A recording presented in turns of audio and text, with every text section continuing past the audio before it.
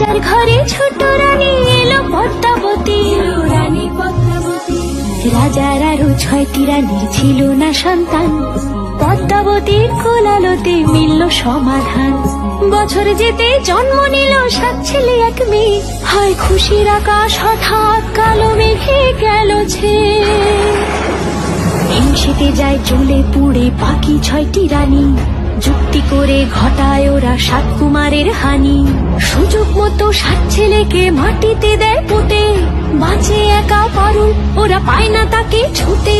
ধাইমা বাজায় সেই মেয়েকে বড় করে তোলে, 7 ভাইকে পায় যে পারুল 7টি চাপা ফুলে।